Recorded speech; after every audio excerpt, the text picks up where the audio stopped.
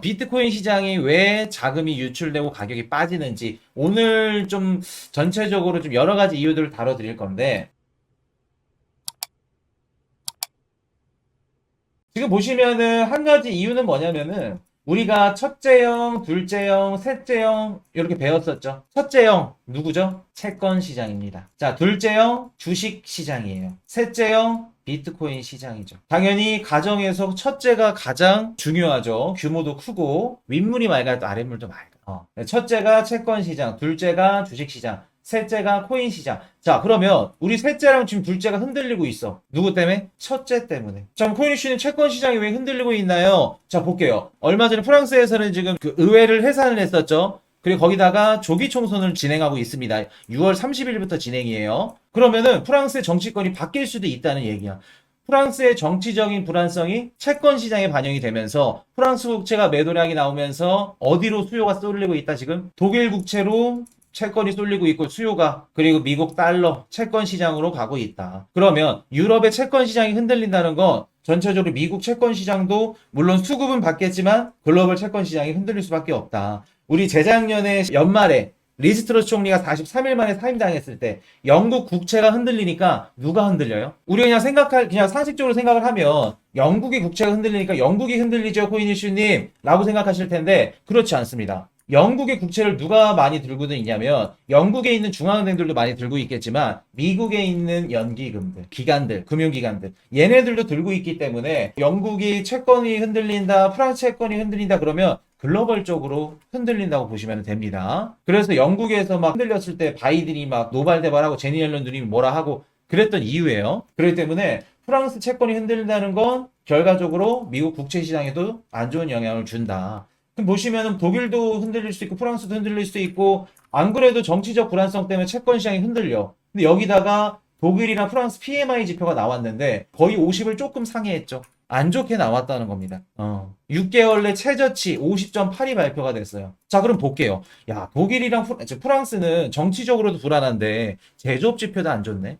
경제 성장률도 안 나오네. 그럼 경제도 안 좋아, 정치적도 불안해. 유로화 가치가 어떻게 될까? 유로화 가치는 빠질 수밖에 없겠죠. 이러다 보니까 유로화 가치가 떨어지니까 당연히 달러가 강세로 나오겠죠. 그래서 달러가 강세로 나온다는 건 당연히 엔화도, 위안화도, 원화도 쭉 빠질 수밖에 없다는 얘기겠죠. 그래서 지금 달러 강세가 다시 돌면서 어떻다? 지금 달러가 강세가 나오면서 미국 증시에도 상승하는 기업들만 상승하고 나머지들은 쭉 빠지는구나. 그리고 비트코인 시장도 역시 빠질 수밖에 없구나. 왜? 지금 첫째 형이 막 흔들려. 근데 셋째 형이 어떻게 잘 나가? 둘째 형도 한 100가지 고민이 있다 그러면 한 5가지는 좋아. 긍정적이야. 근데 95가지가 고민이야. 여기 조금만 좋고 나머지는 안 좋아. 당연히 비트코인 시장은 당연히 안 좋고. 첫째가 흔들리니까. 그래서 지금 보시면 전체적으로 채권 시장이, 글로벌 채권 시장이 지금 흔들리고 위험성에 있다는 거. 자, 그러나 반면에 미국 6월달 PMI 예비치 시장 예상치 상회, 긴축 침체 우려 낮춰. 지금 보시면 미국의 6월달 PMI 지표는 어때요? 예상치를 상회했죠. 그러니까 지금 어떤 구간이냐면은 유럽이나 다른 국가들은 좋지가 않아. 경제 성장률도 그렇고 회복 속도도 그렇고. 근데 미국은 또 좋아. 미국은. 그래서 이런 부분들이 어떻게 보면 좀 달러 강세를 계속해서 견인하지 않을까. 그래서 당연히 자산 시장에도 좋은 영향을 줄 수가 없겠죠. 달러 강세를 견인하는 거니까. 자, 올해 하반기엔 다르다. 테슬라 강세론 솔솔. 자, 보시면은 테슬라가 하반기에 강세로 나올 수 있다. 여러분들은 어떻게 생각하세요? 테슬라가 하반기에 상승할 수 있을까? 테슬라가? 힘들 것 같습니다. 아니, 그 테슬라 투자자분들이 많으니까 저도 좀 긍정적인 얘기를 드리고 싶은데 가능성이 아예 없는 거는 아닙니다. 제가 그냥 그 개인적으로 봤을 때 하반기 조금 힘들어 보여요. 근데 만약에 테슬라가 하반기에 세게 반등이 나올 수 있다면 뭐가 돼야 되냐면 뭐 예를 들어서 AI 섹터를 계속해서 내야겠죠. 그러니까 기사를 쓸 때도 AI 섹터. 전기차 얘기는 쑥 들어가고 전기차 뭐 생산 시설을 축소하고 감축하고 요런 기사들 나오면서 AI나 아니면 로보택시나 요런 것들. 온디바이스 AI를 계속해서 강조한다. 그러면 테슬라 주가도 나쁘지는 않을 겁니다. 그래서 어떻게 기사를 내고 어떤 방향성을 보여주냐. 그게 가장 중요할 것 같아요. 다음 섹터로 가겠습니다. 자, 월가의 깜짝 금리 인하 시나리오. 다음 달 인하 가능성. 요것도 재밌어요. 깜짝 시나리오. 다음 달에 깜짝으로 금리 인하가 가능할 수 있을까? 다음 달에? 8월 1일입니다. 8월 1일. 물론 진짜 뭐 경기가 부러지고 실업률이 막 4.5 급등해. 그럼 FOMC 이런 거 없어도 내일 당장 할 수 있어요. 긴급회의 열어가지고 금리 인하 땅땅땅 때릴 수는 있습니다. 근데 월가의 깜짝 금리 인하 시나리오가 저는 요거 가능성 낮게 봐요. 왜냐하면 지금 미국의 경제 지표가 너무나도 좋아. 고용 지표도 좋게 나오고 소비는 살짝 꺾이긴 시작했어요. 이미 상반기부터. 미국 정부가 지금 마사지를 통해서 지출을 줄이고 있기 때문에 당연히 소비는 줄 수밖에 없는 건데 고용 시장이 이렇게 견고하다는 거는 저는 좀 낮게 봅니다. 그럼 깜짝 금리 인하 시나리오. 그리고 한 가지 말씀드릴까요? 자, 한번 여쭤볼게요. 8월 1일 날 제롬 파월 연준의장이 깜짝 금리 인하를 해. 이게 시장에 좋을까 나쁠까? 한번 생각을 해볼게요. 시장에 좋을지 나쁠지. 금리 인하는 할 수 있지. 응? 고용 지표가 막 실업률이 4.5까지 튀어가지고 나올 수도 있고 모르는 거니까. 근데 예상되지 않은 깜짝으로 금리 인하를 하면 우리 시장에 좋을까? 저는 좋다고만은 안 보여집니다. 단기적으로는 상승한다? 단기적인 것도 잘 모르겠어요, 사실. 깜짝이라는 얘기를 다른 말로 정의를 하자면 긴급 금리 인하랑도 같겠죠. 자, 긴급 금리 인하 무슨 뜻이에요? 무언가가 부러졌기 때문에 긴급으로 금리를 내렸다는 겁니다. 그럼 예를 들어서 경기가 둔화됐고 경기가 침체돼서 그때 돼서 뭐가 부러져가지고 금리를 긴급으로 내렸다는 거야. 깜짝으로. 근데 그래도 시장이 단기적으로라도 좋을 수 있을까? 저는 의문이 듭니다. 근데 우리가 물가가 둔화돼서 어느 정도 이렇게 예상을 하고 이때 내릴 겁니다 해서 내리는 금리 인하는 단기적으로는 괜찮을 거예요. 근데 긴급, 깜짝 이런 것들은 이미 부러졌을 때라서 부러지고 나서 금리를 내리는 거라. 요 그림은 저희 작년에 배웠던 거. 경기 침체가 이미 터져서 내리는 금리 인하는 좋지 않다라고 말씀을 드렸었죠. 금리 인상을 다른 말로 하면 금리가 이렇게 높은데도 미국의 경제가 버텨주는구나. 미국의 경제가 좋구나. 오히려 금리가 높아도 주식은 상승한다. 근데 금리가 인하한다는 건 미국이 높은 고금리를 버틸 수 없는 체력을 갖고 있구나. 버티는구나. 경제 체력이 안 좋아서. 그래서 어떻다? 금리를 인하하면 오히려 미국 주식이라던가 코인 시장이 가격이 떨어질 수도 있다. 작년에 저희 배웠던 거죠. 나쁜 금리 인하. 근데 지금 시장은 좋은 금리 인하를 바라보고 있죠. 근데 긴급이나 깜짝이다. 그럼 어떤 금리 인하다? 나쁜 금리 인하 가능성이 높다. 그렇게 보시면 됩니다. 자, NISA가 일으킨 해외 투자 붐 이미 5.6조 엔. 자, 지금 보시면 올해 이 개인들, 기관들, 일본 증시에 들어온 해외 투자 자금들이 역대급이라고 합니다. 자, 보이세요? 2019년도에 비하면 거의 한 3배 가까이 늘었죠. 일본 증시로 미친 듯이 들어왔어요. 자금이.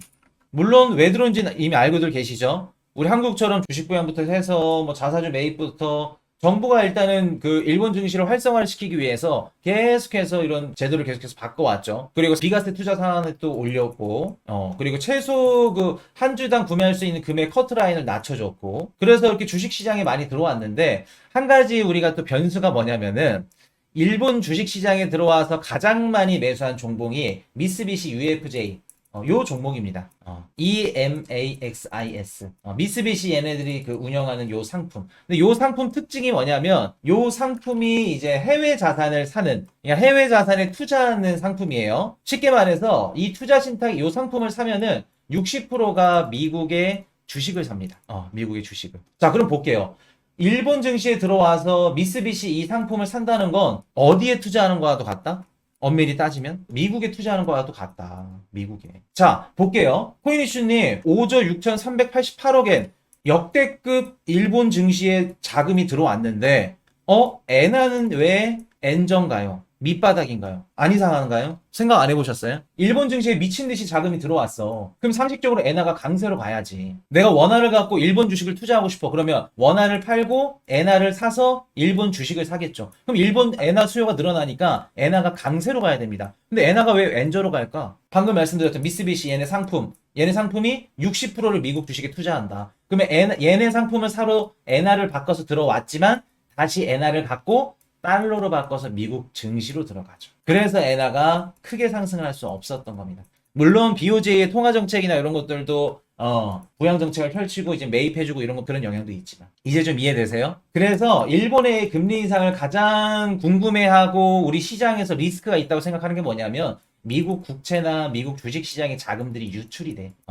정부가 미국 국채를 사줍니다. 요것뿐만 아니라 그 일본 증시의 이런 ETF 상품들, 미국의 주식이라던가 채권에 연동되어 있는 상품들이 많기 때문에 얘네들 자금이 빠진다는 건 미국채나 미국의 주식 상품들도 매도량이 많이 나온다는 얘기입니다. 그래서 우리가 일본의 금리 인상을 주의 깊게 보는 거예요. 미국 국채나 주식들 매물 나올까. 이제 좀 이해가 되시죠? 자, 바이든은 어쩌나 8조 3천억 원 대형 프로젝트 위기 맞았다. 뭐 친환경이죠, 뭐. 친환경에서 뭐 불루소소는 뭐 친환경이 아니다. 뭐 청정수소는 어떻고 요런 얘기들. 그래서 바이든이 참 지금 쉽지가 않습니다. 27일인가요? 26일인가? 바이든이랑 트럼프 TV에서 이제 격돌합니다. 1차 격돌. 27일이네요. 근데 여기서는 조금 막 서로에게 격돌하는 게 막 심화가 되진 않을 거예요. 상대방이 얘기를 할 때 마이크를 꺼놓기 때문에 이번에는. 그리고 뭐 그냥 이 당사자 둘만 하고 청중도 없고 어떻게 보면 조금 원론적인 얘기들을 할 겁니다. 근데 이제 누가 지금 이길 거라 생각을 하냐면 트럼프가 압승을 할 거다. 뭐 이런 얘기들을 좀 하고 있어요. 그래서 이제 그런 것들을 좀 지켜보셔야 될 것 같은데 이제 진짜 미국 대통령 관련해서 진짜 이제 본격적으로 시작이 됐다. 그래서 만약에 이번 주에 27일 날 좀 기대해 볼 만할 수 있는 건 뭐가 있냐면 제가 예전에 정규 방송에서 폴리파이 한번 말씀드렸죠. 트럼프나 아니면 바이든 이런 정치적인 인물들 대통령 이런 밈코인들 얘네들이 아마 27일 전후로 해가지고 살짝 올라갔다 떨어질 수 있겠죠. 만약에 트럼프가 말을 잘했어 TV에서 그러면 트럼프 관련된 코인이 오를 거고 바이든이 졌네 그러면 조 보든 바이든 코인이 쭉 떨어질 거고 그래서 폴리파이가 막 크게 움직일 거로 보지는 않는데 요거 전후로 해가지고 한번 더 움직일 가능성이 있다. 그거 이후로 해가지고 뭐 현금화 하실 분들은 하실 수도 있고 뭐 가능성이 있겠죠. 선택권이. 그리고 한 가지 우리 또 중요하게 봐야 될 게 뭐냐면 자 만약에 트럼프가 27일 날 압승을 했어. 그럼 우리 주식시장이나 비트코인 시장에 어떤 일이 일어날 수 있을까? 만약에 트럼프가 이긴다고 가정해 볼게요. 트럼프가 최근에 대선 관련해가지고 어떤 정책을 쓴다 그랬죠? 자국민들한테 소득세를 안 걷겠대. 대신 중국이나 유럽이나 관세를 매겨가지고 그걸로 또이또이 하겠대. 그러면 어떻게 해요? 법인세도 줄여주고 세수 창출이 적게 되겠죠. 물론 이제 그거를 해외 관세로 뭐 떼온다고 하는데 쉽지 않겠지. 자, 그럼 볼게요. 뭐 중국이나 유럽들한테 다른 국가들한테 관세를 더 받겠다는 건 물가가 어떻게 된다는 거예요? 물가가? 코인이 반등한다고 트럼프가 이기면? 저는 반대로 보는데. 전 반대로 봅니다. 트럼프가 암호화폐 대통령이니까. 자, 한번 볼게요. 트럼프가 만약에 압승을 했어. 그러면 관세 확대 관련된 물가 반등 가능성이 나올 겁니다. 자, 이게 무슨 말이냐? 유럽이나 뭐 아니 중국 다른 국가들한테 관세를 올려 그러면 물가가 어떻게 될 거예요? 당연히 상승할 수밖에 없겠죠. 그럼 국채 금리 어떻게 된다? 올라갈 수 있겠죠. 거기다가 감세 정책을 펼치겠대. 그리고 지출을 늘리겠대. 그럼 채권이 어떻게 될까? 채권 시장에서 매도 물량이 나올 수 있겠죠. 야, 진짜 트럼프가 되면은 물가가 다시 한번 튈 수 있을 것 같은데? 감세가 될 수 있을 것 같은데? 지출이 확대될 수 있을 것 같은데? 그럼 국채 금리가 어떻게 될 수 있다? 일시적으로 상승할 수 있겠죠. 국채 금리가 다시 뛰면 당연히 우리 코인이나 주식 시장은 일시적으로 빠질 수 있겠죠. 저는 그렇게 봅니다. 여러분들은 그냥 단순하게 트럼프가 암호화폐 좋아하니까 트럼프가 이기면 야, 암호화폐 올라가겠다. 그건 1차원적인 생각인 거고 저는 트럼프가 내세우는 대선 공약 정책들이 요런 정책들이니까 요게 채권 시장에 어떤 영향을 주겠다 라고 분석을 한 거예요. 그래서 한번 보시면 되겠죠. 그래서 27일날 재밌게 한번 보자고요. 자, 침체는 피했으나 부익부 빈익빈 심해진 미국. 자, 보시면은 뭐 미국의 경기 침체를 피했다? 아직은 모르죠. 피한지 안 피한지는. 아직은 모르겠는데 일단은 이런 식으로 지금 얘기가 나오고 있죠. 자, 미국의 경기 침체 아직 뭐 피했다고는 생각을 안 하고 부익부 빈익빈 현상은 심해지고 있다. 그래서 어쩔 수 없죠. 그리고 우리가 이 기사를 보면 알 수 있는 게 뭐냐면 미국의 소비는 크게 떨어지지 않겠구나. 왜? 어차피 부익부 빈익빈이 커지면 커질수록 미국 소비의 30%에서 40%는 최상위권 1%들이 어차피 소비를 해주기 때문에 이제 뭐 중하위 소득층 계층에서 소비가 안 일어난다. 그래서 미국의 소비가 꺾인다. 그런 시대는 지났다. 부익부 빈익빈이 계속해서 커지는 바람에 그래서 우리가 미국의 소비가 막 급격하게 꺼지진 않겠구나. 그런 것들은 알 수 있는 지표겠죠. 근데 이제 이게 나중에는 안 좋은 영향을 주겠죠. 데모라던가 아니면 정권이 갈린다던가 이런 정치적 불확실성은 커질 수밖에 없겠죠. 그래서 아마 바이든이 올해 대선 조금 힘들 겁니다. 그래서 제가 개인적으로도 트럼프가 좀 되지 않을까라는 생각을 또 하고 있고, 그래서 뭐 트럼프가 되든 바이든이 되든 뭐 우리 암호화폐 시장은 뭐 거기서 거기인데 한번 지켜봐야겠죠. 자, 유럽의 내전, 차세대 전차 놓고 독일과 프랑스 경쟁. 그래서 지금 유럽 정치권이 안 좋아요. 정치권도 안 좋고 뭐 이런 군사적으로나 이런 것들도 그 여자들 막 징병하겠다, 이런 얘기들이 나오면서 안 그래도 경제 성장률이 낮고 회복을 못 하고 있는데 거기다 국방비까지 지출을 해야 되는 상황이에요, 지금 유럽은. 그래서 금리 인하를 할 수밖에 없는 상황으로 계속해서 가고 있다는 거, 좋지 않은 상태로. 자, 중국 EU 발표 12일 만에 최고 38% 전기차 추가 관세 협의 기록. 중국도 가만히 있을 수 없겠죠. 야, 유럽아, 좀 얘기 좀 하자. 너네 힘든데 우리 그렇게 공격하면 안 되지 않겠냐. 그래서 관세 관련해가지고 이런 식으로 지금 쇼부를 보고 있는 장면입니다. 그래서 지금 미국이 전기차 관세 때리고 나서 당연히 중국, 남미, 다양한 국가들, 뭐 캐나다도 마찬가지고 그런 국가들이 지금 계속해서 이렇게 때리고 있다는 거. 자, 이제 코인 얘기 좀 해드릴게요. 자, 외신 각국 정부, 지난주 독일 비트코인 매도 후에 보유 추세. 최근에 비트코인 가격이 하락하는데 한 가지 좀 기여를 했던 게 뭐냐면, 독일 정부, 독일에서 이제 뭐, 불법 기업인가 봐요. 그게 뭐 영화거였나? 영화를 막 비트코인을 받아가지고 뭐 무슨 야동을 팔았나? 하여튼 불법적으로 막 모은 자금 비트코인 한 금액이 한 5, 6억 달러 정도 되나 봅니다. 그 정도 금액을 지금 시장에 조금씩 던지고 있죠. 자, 그래서 보시면은 독일 정부가 이렇게 비트코인을 던진다 그래서 비트코인 가격이 막 빠졌대, 하락했대. 자, 볼게요. 우리가 그냥 단순히 그냥 기사만 봤을 때는 독일 정부가 저렇게 많은 비트코인을 던지니까 당연히 비트코인 가격이 빠지지라고 생각을 하실 텐데, 그건 잘못 알고 계시는 거예요. 보통 예를 들어서 뭐 독일 정부나 미국 정부가 비트코인 시장에 던져 뭐 범죄에 악용됐던 이런 비트코인이나 이런 암호화폐 자산들을 판대, 매각하겠대. 그럼 우리가 생각하는데 시장에 막 코인베이스 입금해서 바로 던지는 게 아니라 시장의 영향을 최소화로 주게끔 경매를 붙입니다. 예를 들어서 5천 개를 던져. 그러면 우리 뭐 시드라운드 투자해가지고 뭐 1, 2, 3 스텝별로 이렇게 투자를 받죠. 그런 식으로 5천 개면은 뭐 1,000개, 1,000개, 500개, 500개 이런 식으로 경매를 붙입니다, 시장에. 그래서 예를 들어서 뭐 연기금이 경매로 가져가. 그럼 걔네들이 던지나, 시장에? 안 던지죠. 연기금 같은 애들은 장기 투자하는 애들이 많다 보니까 이런 애들이 그냥 가져가는 겁니다. 지 물량에 잠궈 놓는 거야, 그냥 금고에다가. 그래서 그런 식으로 접근을 하셔야지 5천 개를 시장에 바로 던진다? 그렇게 보시면 안 돼요. 그래서 이것 때문에 뭐 가격이 떨어졌다? 물론 실제로 어느 정도 일부분 매도 물량도 나오고, 그리고 심리 때문에 가격이 빠질 수는 있겠지만 요게 주된 원인이다? 그렇지는 않습니다. 시장에 던진다 그래서 어떻게 던지고 이런 것들이 시장에 어떤 식으로 작용을 하는지 우리가 메커니즘을 정확하게 알고 있어야겠죠. 자, 채굴자도 6월 들어 20억 달러 비트코인 매도. 자, 요거는 우리 원래 4월 이후 한 5월 달부터 나와야 되는데 5월 달에 시장이 좀 좋으면서 그때부터 이제 채굴자들이 매도를 하기 시작했죠. 그래서 6월 달에 거의 해가지고 비트코인을 한 20억 달러치 매도했다고 합니다. 근데 이게 어쩔 수밖에 없어. 요거는 제가 4월 달에 뭐라고 말씀드렸냐면, 반감기 다음에 대다수의 방송들이 뭐라 그래요? 비트코인 뭐 1억 5천 간다, 2억 간다, 상승한대. 아닙니다. 채굴자들이 채굴한 물량들 시장에 나오기 바쁘기 때문에 그 ETF가 다 받아들인대. 어떻게 알아? 시장 분위기가 좋고 헤지펀드도 시장 전체적으로 이제 월가 기관들 분위기가 좋아야지, 위험성 자산을 더 담는 분위기여야지 ETF도 사는 거지. 그런 분위기가 닿지도 않는데 지금 어떻게 사? 채굴자들 던져도 받아주는 사람 지금 없죠. 분위기가 꺾인 겁니다. 그리고 또 이때 뭐가 나오냐면은, 최근 들어서 한번 기사들 보셨죠? 작은 영세한 채굴장들이 큰 대형 기업들, 공용 기업들한테 인수되는 모습들, 이런 모습들을 보셨을 겁니다, 최근에. 제가 한번 다뤄드렸었고. 그래서 이런 것들이 나오면서 비트코인 매도 물량이 나올 수밖에 없기 때문에 요때는 가격이 흐른다. 제가 이제 말씀드린 구간 지금 흐르고 있는 구간입니다, 요거. 자, 마운트고스 파산 관제인 7월 초 비트코인 캐시, 비트코인 상환 시장. 이것 때문에 비트코인 가격이 하락했다. 뭐 심리적으로는 그럴 수 있겠죠. 그런데 저는 그렇게 보지 않습니다. 차라리 청산이 더 맞다. 더 맞는 얘기다. 그리고 비트코인 캐시한테는 조금 추가 하방이 있을 것 같기는 해요.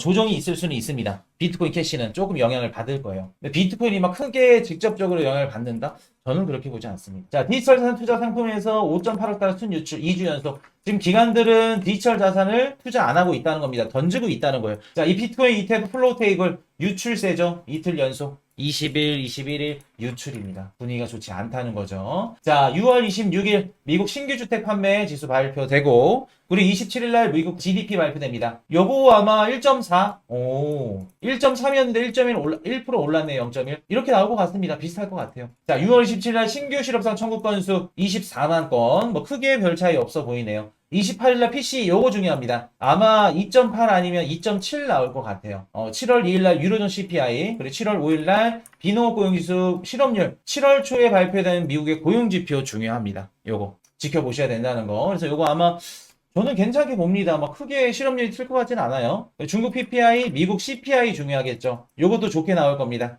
근원 CPI도 좀 빠지는 걸로. 생산자 물가지수, 그리고 8월 1일 날 연준 금리 결정. 금리 결정에서 가장 중요한 건 금리 인하를 9월 달에 할지 안 할지, 잭슨홀 미팅에서 어떤 얘기를 할지, 미리 암시하는 얘기가 나오는지 안 나오는지, 그게 가장 중요하다는 거. 자, 이번 주 좀 중요한 거 좀 찝어드리고 넘어갈게요. 자, 일단은 보시면 독일이나 프랑스, 뭐 유럽의 이런 국가들 안 좋습니다. 안 좋고, 일단은 이번 주에 나이키 목요일 발표 있고요. 실적 발표. 페덱스 화요일 날, 그리고 마이크론 수요일 날 발표가 됩니다. 근데 얘네 세 개가 중요한 이유가 뭐냐면은 미국의 거시경제, 실물 경제를 알 수 있는 지표 중에 하나이기 때문에 중요하다. 그래서 만약에 뭐 나이키나 이런 애들이 지금 얼마나 매출이 남았는지 실적이 그거를 좀 지켜보셔야 된다는 거. 그리고 27일 아까 말씀드렸던 바이든 트럼프 그래서 바이든이 이길지 트럼프가 이길지 그것도 중요하지만 누가 이김으로써 우리 주식시장과 비트코인 시장에 어떤 영향을 끼치는지 그것도 한번 맞춰보자고요. 우리는 이제 경제적으로 무조건 접근을 하는 거니까. 그래서 그렇게 보시면 될 것 같고, 그리고 이번 주에 또 중요한 게 뭐냐면 재무부 국채경매 총 1,830억 달러 많습니다. 작은 금액이 아니에요. 그래서 2년물, 5년물, 7년물 뭐 거의 다 10년물 안쪽으로 단기 채권, 뭐 중기 채권을 볼 수 있을 것 같은데, 그래서 크게 걱정은 안 합니다. 최근에 유럽 때문에 그렇기도 하고, 그래서 이제 최근에 우리 유럽 시장에서 자금이 많이 넘어왔기 때문에 국채 잘 팔릴 거로 보는데, 또 만약에 트럼프가 막 이겨가지고 금리 막 튀고 하면서 채권 시장에 영향을 주면 또 모를 수는 있겠죠. 근데 이번 주는 특별히 걱정할 건 없어 보인다. 그렇게 말씀을 드릴게요.